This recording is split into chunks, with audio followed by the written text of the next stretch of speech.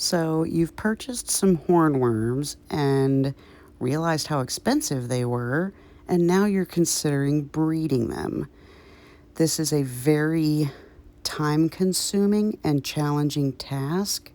It's honestly not for everybody. My first attempt was a complete fail, but I'm hoping I can give you some advice and some tips in this video.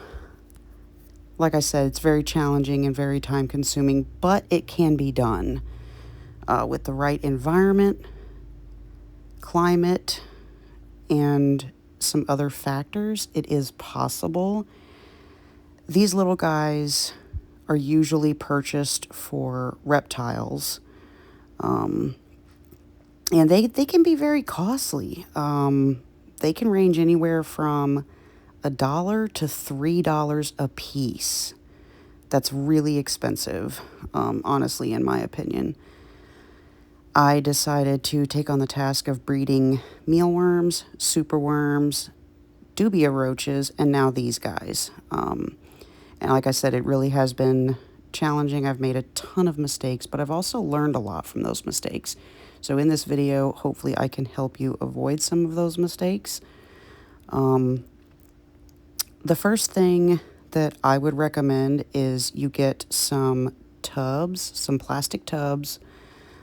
You're going to want to order some hornworm chow. We get ours on Amazon, and we get the big barrel.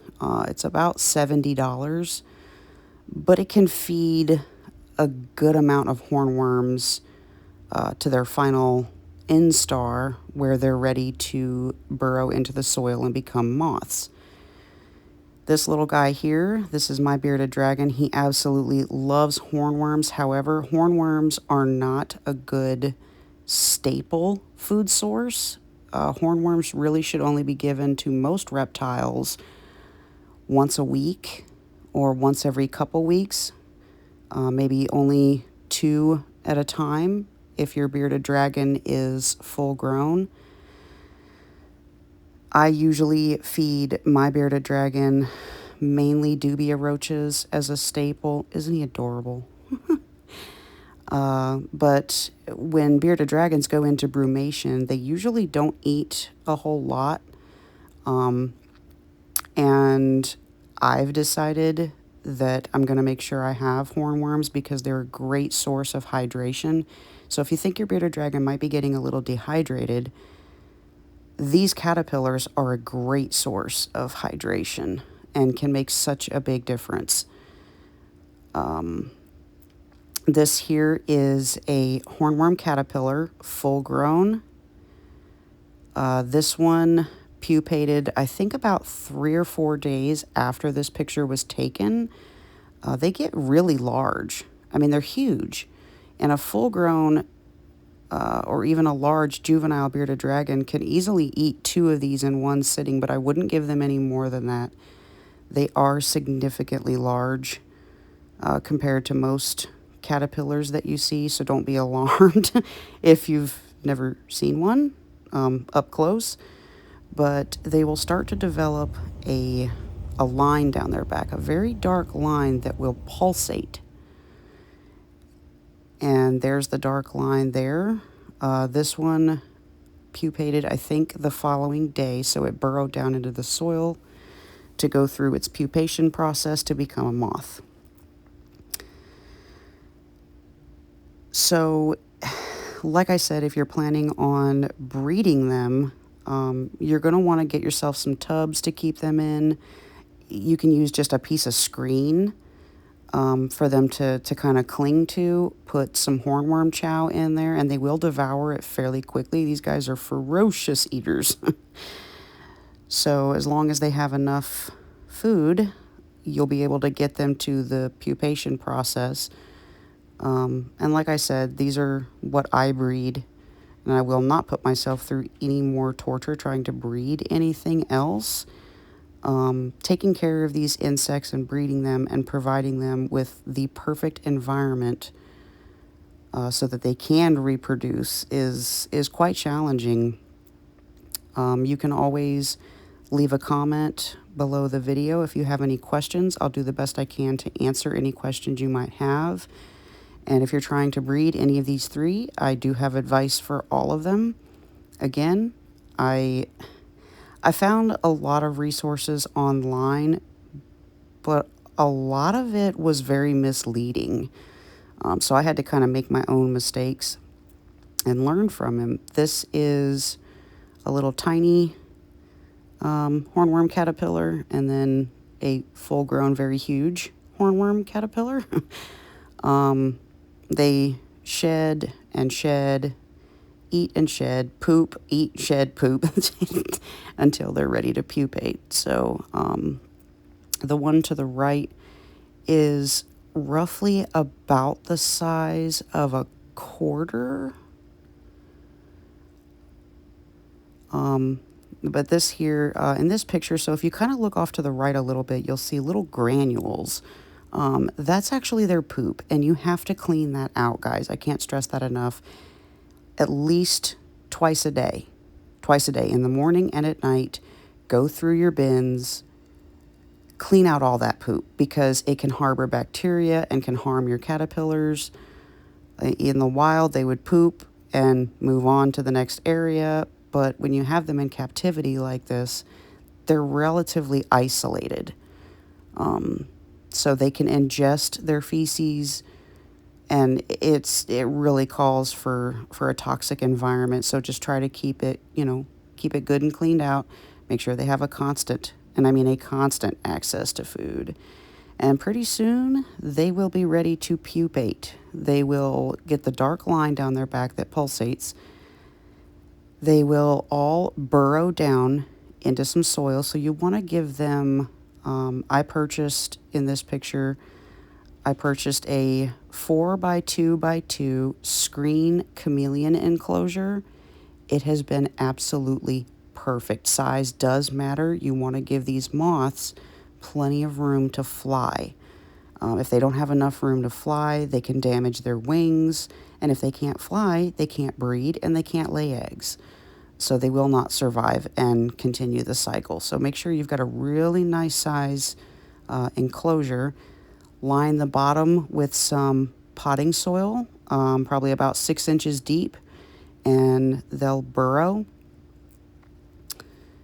And the pupation process, so once they have burrowed down into the soil, it takes 7 days for them to go from caterpillar to pupa.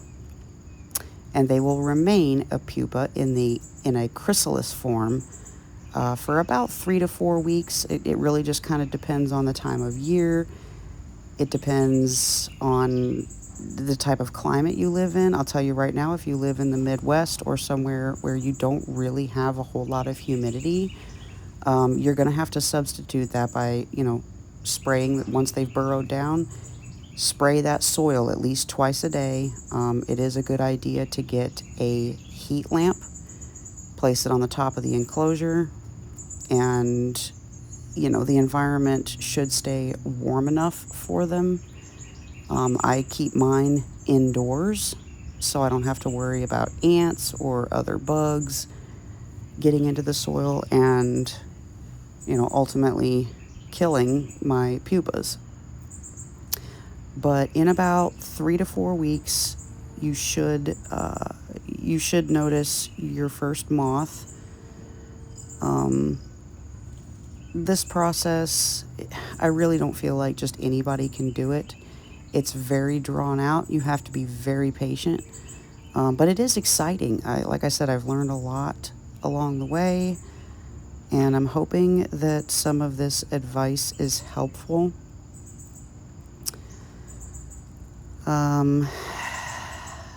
I don't have a whole lot of advice more than what I've said. This is actually the pupa stage that I was talking about. This is the chrysalis form. So the one on the right just turned into its pupa stage. It was a caterpillar and it had just started to turn into a pupa. The one to the left is about a week and a half old. pupa.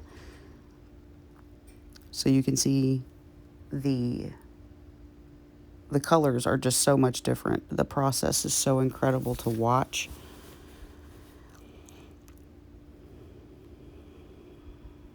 I've really enjoyed the whole experience. Now here is where I made my first mistakes. I wanted to keep mine above the dirt, above the soil, so that I could monitor them, keep an eye on them, watch how they developed, and just really watch all the stages closely. However, that was where I made my biggest mistake. I live in a fairly dry climate, and a lot of my caterpillars started the process and they just got too dry.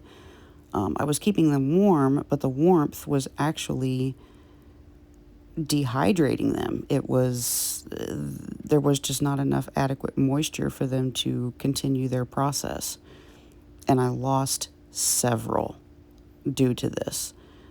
So if you do decide to breed these guys, keep the soil moist, keep them warm, and just spray morning, early in the morning. Give everything a really good spray down. Let them stay underground. Don't dig them up. Don't mess with them. Just let them burrow and leave them alone. They will emerge out of their cocoon or their chrysalis. They will emerge, come up through the dirt, and they'll find a place to dry their wings and expand their wings. So like I said, this really is a challenging process, and there's just not a whole lot of information online about how to breed these guys. And if you don't understand a ton of scientific facts and numbers and all of that, I mean, you're going to be like, what do I do? Like, this is not helping. So that's why I made this video, because like I said, there's just not a whole lot of information online. And even on here, I looked up how to breed them, and I think I only came across maybe 2 or 3 people that do it.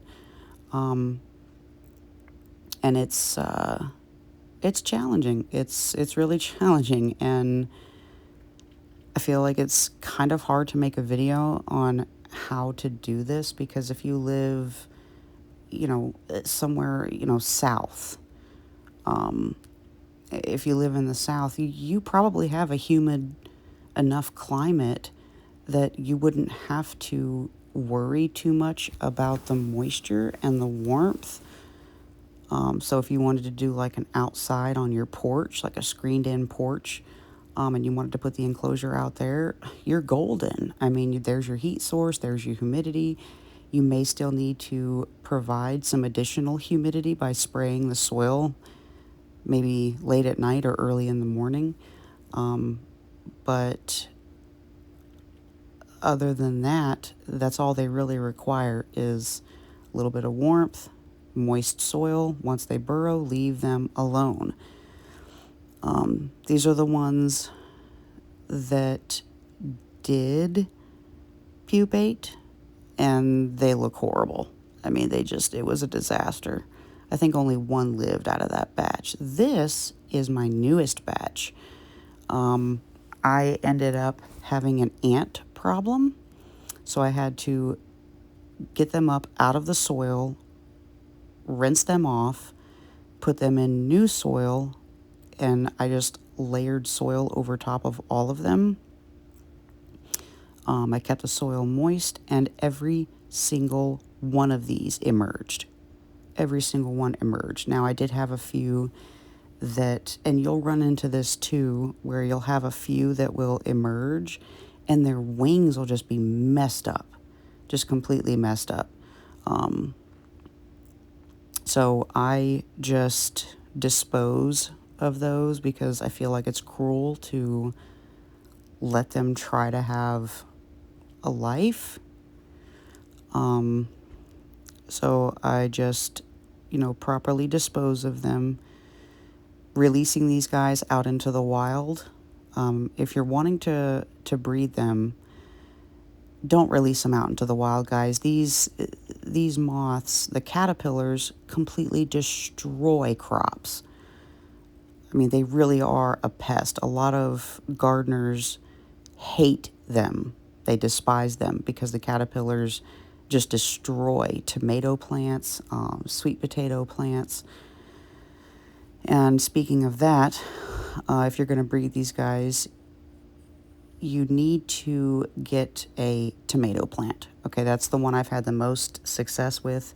They like to lay, the moths will lay the eggs on the underside of the leaves on the tomato plant. That's considered what's called a host plant. That's their plant of choice. That way, when the eggs hatch, they can eat the tomato plant and they will survive. What I do is after the eggs are laid on the leaves, I check every morning and every night, and I remove as many eggs as I can find. They're relatively easy to remove. The eggs aren't super delicate like you would think. I mean, you do need to use caution and, be careful, be as gentle as you can, but the eggs are pretty easy to remove, so I wouldn't worry too much. But I try to remove as many eggs as possible, let them hatch. As soon as I see the first one hatch, I whip up a batch of hornworm chow and let them eat and grow. But just like I said, please do not release them out in the wild. If you have one that's messed up, you can put it in a container and freeze it, and then you can bury it. That's the most humane way to do it. Here are some plants of choice that these moths really enjoy. You can see there's a fern, a flowering plant, tomato plant, and these are the containers that I mentioned earlier in the video. These containers are great. I just took and cut out a square in the top, hot glued some screen to it so they have ventilation, and these are the containers that I kept them in. I needed multiple containers because I had over 100. But, yeah, just provide them with food, clean out the tubs, keep them fairly warm, and they will do great. I really hope that I wasn't rambling too much in this video, so I do apologize if I was. But it's hard to cram all of this information into one video. It really is. But I made some changes and I had some fantastic progress. And yeah, I'll see you in the next